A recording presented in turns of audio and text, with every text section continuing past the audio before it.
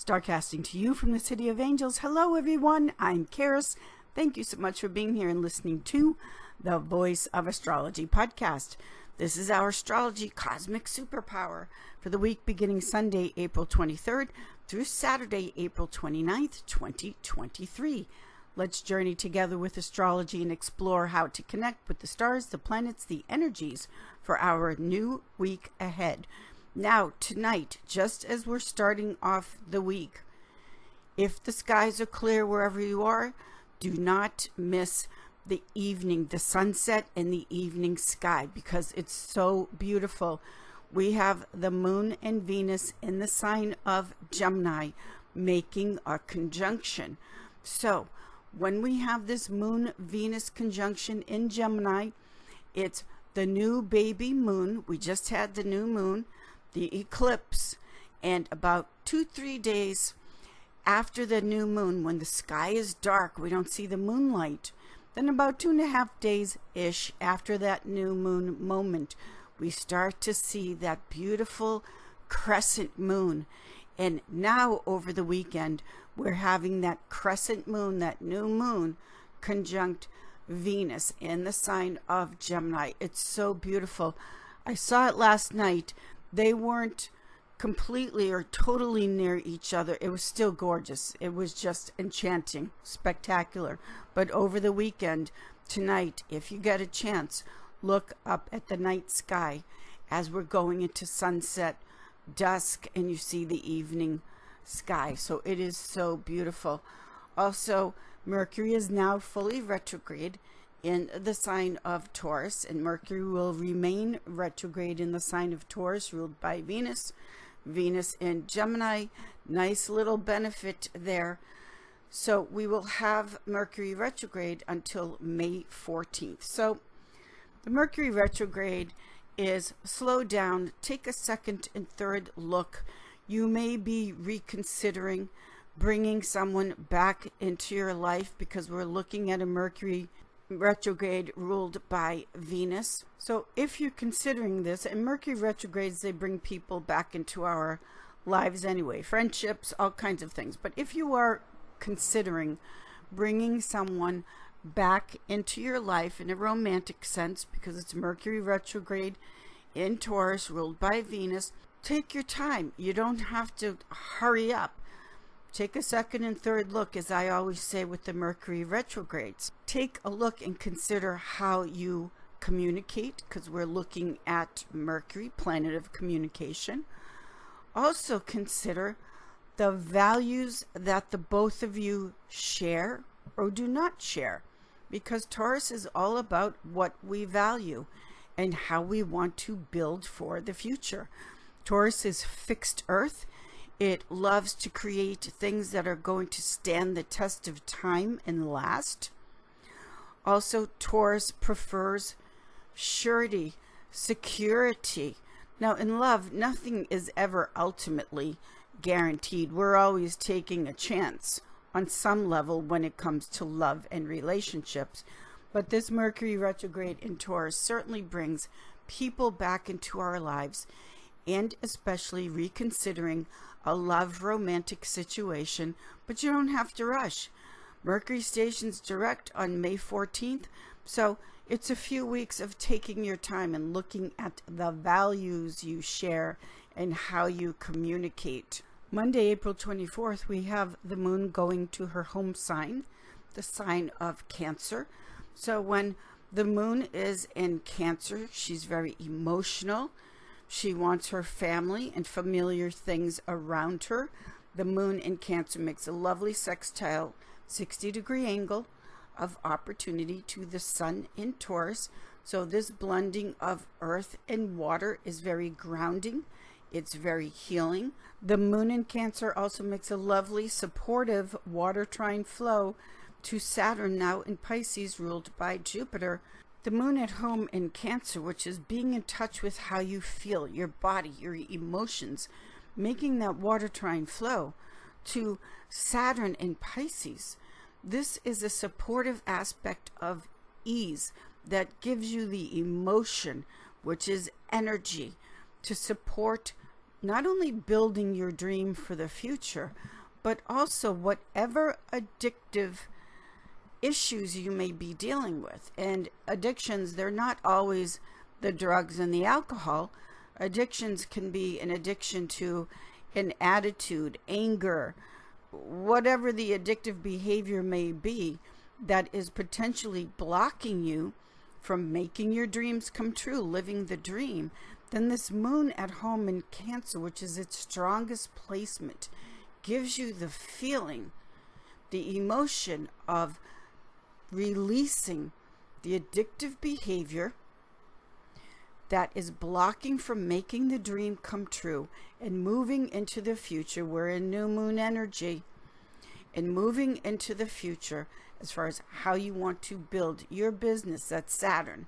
Your dream, your emotions, your creativity. We're looking at the element of water, which is very fertile, and it's a flow of creativity. Love this nice aspect that we're having as we start off the week on the Moon's Day. Tuesday, April 25th, now we have the Sun in fixed Earth Taurus, making a sextile aspect to Saturn in Pisces. Now, when fixed Earth Taurus, which is no nonsense, makes that aspect to Saturn in Pisces, this is Taurus saying, Saturn in Pisces, let's have a little chat here. Taurus is straight up, and it's determined. It has endurance. It gets set on a path, and it takes a heck of a lot to get a fixed sign to change course. So when the Sun in Taurus, which is the builder, the architect, Taurus is fecund, it's abundance. It's also the talents and abilities that you were born with. You just have the knack.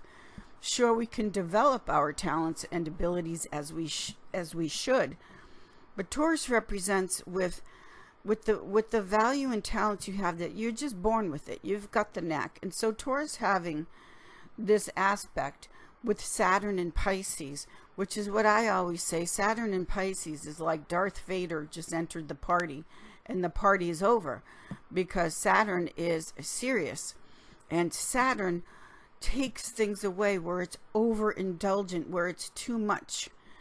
And so the Sun in Taurus saying to Saturn in Pisces, you better not be blocking me from building into the future. These are two powerful cosmic superpowers when we look at the Sun in Taurus making that angle, that aspect to Saturn in Pisces. We've got to move forward. And with the Sun in Taurus, nothing will stop me. This is the Sun in Taurus. Endurance, it's fixed. Takes a lot for a fixed sign to change their course. Also on this day, the Moon at home in Cancer makes a conjunction to Mars in Cancer, its fall placement. Now the Moon in Cancer at home making that conjunction to Mars in its fall. This is enough with the whining and the crying and the baby act. This is the Moon in Cancer not wanting the conflict in the family. Mars in Cancer that likes to stir the pot. This is the Moon in Cancer saying to Mars in its fall sign of Cancer, do not use family conflicts as a distraction, as an addiction. Don't stir the pot as a way of avoiding what you really want, what you really feel, and moving into the future. This acting like a big baby continues on into Wednesday, April 26th, and there's the potential for it to become even worse, overblown, over the top. This is why we want to know the energies, so that we can be aware of what the feeling and the energy is and how to avoid it if and when we can. So this continues on into Wednesday, April 26th, because the Moon is still at home. But now the Moon makes a square active aspect. A square is, come on, let's agitating, come on, let's go here. The Moon in Cancer now makes a square aspect to Jupiter in Aries. Now, Jupiter in Aries is big, of course, because Jupiter is the largest planet in the solar system and doesn't know when to quit. And Aries is, wait a second here, Moon in Cancer, it's all about me. I, Aries, I am. A lot of ego. Jupiter in Aries, a lot of ego can spark a big storm. Moon in Cancer, which is cold and wet, making this agitating aspect to Jupiter in Aries, which is hot, fire. So when we blend hot and cold, fire and water, this is a storm. Like how the cold comes down from the north and the heat comes up from the south. And both of these aspects do not want to budge or compromise. Moon at home in Cancer is, I know how I feel and what I want and what makes me happy. And that is the top priority. Jupiter in Aries. Yes, Jupiter in Aries can be trailblazing. It's innovative. It's bold. It's courageous. But Jupiter in Aries is also I am. It's all about me. Both are cardinal signs of the zodiac. So the cardinal signs of the zodiac, they usher us in. They lead us into a new activity. They're the boss, so to speak. When we look at Aries, Cancer, Libra, and Capricorn, these are the signs that correspond into I have to be in charge of something. I have to lead into something. The square aspect between the moon and Jupiter, where Jupiter in Aries just wants to jump right in, whole hog, big, over the top. Moon in Cancer is saying, yes, I want to move forward too, but I have to take into account first my feelings. Does it feel right? Moon in Cancer. So this midweek cosmic superpower, it's potentially getting the ball rolling in a very dramatic and stormy way, with Tuesday, Moon in Cancer making that conjunction to Mars in its fall. And then as we continue on into Wednesday, the moon still at home in Cancer, making a square to Jupiter in Aries. So what do you do when you know that the cosmic superpowers, the energies are brewing a storm, the hot and the cold, the fire and the water? You take that energy, obviously, and you channel it into something creative. It's great for exercise, for working out. It's great for taking all of this tremendous energy that is very anxious to get going with something. And it's taking that energy and saying, work it out physically, work it out creatively. We have to keep in mind that we began the Mercury retrograde in Taurus.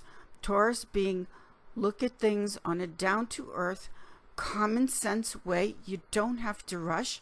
Taurus does not like to be pushed or rushed. It's going to take its time. Also, when we talk about Taurus and Cancer in these aspects, we have to bring in the aspect of money here, because this is very much about what's happening with the potential money on the table.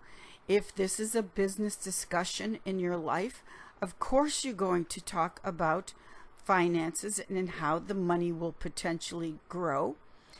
If this is a romantic situation in your life, this is not about getting all caught up in the excitement and impatience of the moment and running off and getting married or moving in together, something like that, where you don't want, obviously you don't want buyer's remorse. It's just take your time. What's the rush? Slow it down. A friend of mine got involved with someone, and within a month she was calling me and saying, I'm getting married. My suggestion was maybe you should take a little bit of time, or at the very least not move in with him right away. Ultimately, a few years later, he turned out to be a disaster. Now she can't get rid of him. These are the aspects that we're having this week. To take on too much, too soon, too rushed during a Mercury retrograde. Jump right in whole hog. Sun and Mercury in Taurus. That's not the way to roll with this, because fixed signs, Taurus, It wants something that's going to endure. That's something that's going to last. Unlike the mutables that likes the change, gets bored easily and has to change it up all the time. Or the cardinals that they just want to start something new. Doesn't mean they finish the job, but they want to start something new. So this is midweek. Now, when we move into Thursday, April 27th, we do have the second quarter moon at 7 degrees Leo. 7 degrees Leo is a degree of affection and strong passions, but it's also a degree of knowing how to protect yourself. So with this 7 degrees Leo, fixed fire, this also, Leo is the heart, and the heart rules supreme.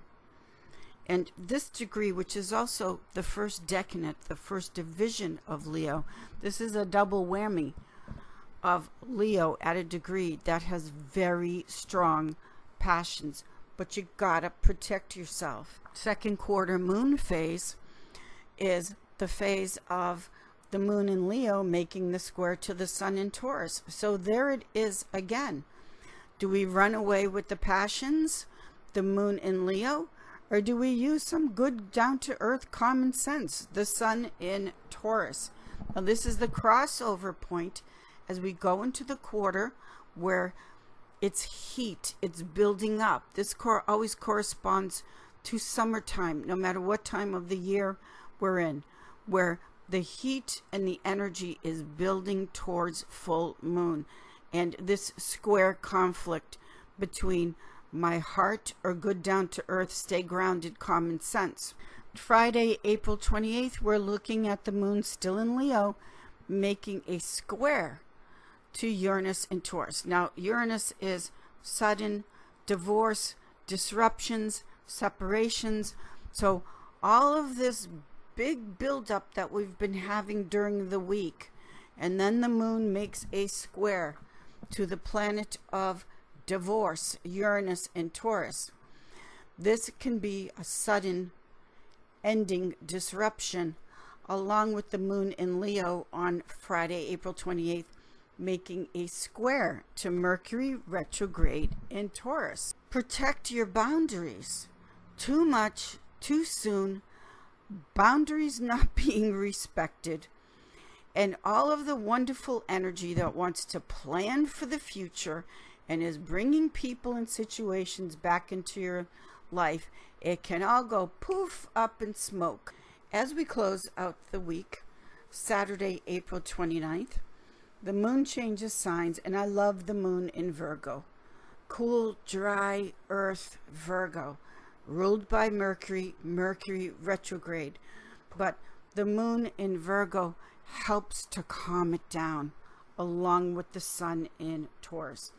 So this is getting focused on what Virgo loves best, the work, doing the work, loving your work, the detail of the work, and the Virgo devotion, which we love so much, which is to get to do the work that we love. Because when we're doing the work we love, we just lose a sense of limitations. It's like in your life, if you've ever done anything, prayer, meditation, work, whatever it may be, dance, of course, you can't think and dance both at the same time. But whatever it is, when you just lose yourself in something that you love, and the work doesn't feel like work, you love it. And when you find that, if you have that, ultimately, the other thing that Virgo loves is that your work will be of service. Your work will give something of value. Practical, Virgo, Earth. All of the Earth signs want to give something back that you really have use out of, that you get value out of. As we started to move towards the end of the week, Friday, it's very, very dramatic energies. But then we have this beautiful moon in Virgo over the weekend. As we're closing out the week, take a look at what potentially can be repaired in your life. Virgo is also that separation harvest process of separating what is healthy, keep this, what is poison, let it go. Virgo is very much about the health, what is good for your body, so keep it. What isn't great, let it go. It's toxic, it's poison. Because Virgo is the worker bee and does the impossible, bees are symbolic of doing the impossible. Bees are not supposed to be able to fly. Their large bodies in comparison to their little wings, bees are not supposed to be able to fly. But because they flap their wings so fast, they lift off and they do the impossible. So take a look at this over the weekend, where you're looking very closely at what you think is impossible in your life, and then do it anyway. Take off and fly like those little bees that are so essential to the survival of the planet.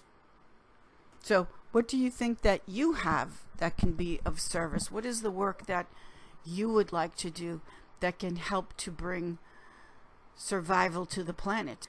This is our astrology cosmic superpower for the week, and the week always has an energy thread, let's say, that's running through the week. So as we start off the week and we're in the new baby moon phase, and it's all about things being fresh and new, and go for it, and people returning into your life. That's the Mercury retrograde and the sun in Taurus, which wants to build, wants to create something of value that will last, that will endure. Then we have very dramatic energies midweek. Keep it cool, keep it practical, channel that energy in a productive way, especially physically. That will help you out. And then as we go into the weekend and close off the week, it calms down with the moon in Virgo, which is focus on yourself and what you love to do, and how that can be an essential component for you in your life, and giving something back of service, which is what Virgo loves to do. Fabulous week if we deal with the energies correctly and in the most healthy, positive way. Thank you, everyone. I will see you all in the stars. Have a fabulous week. Thank you.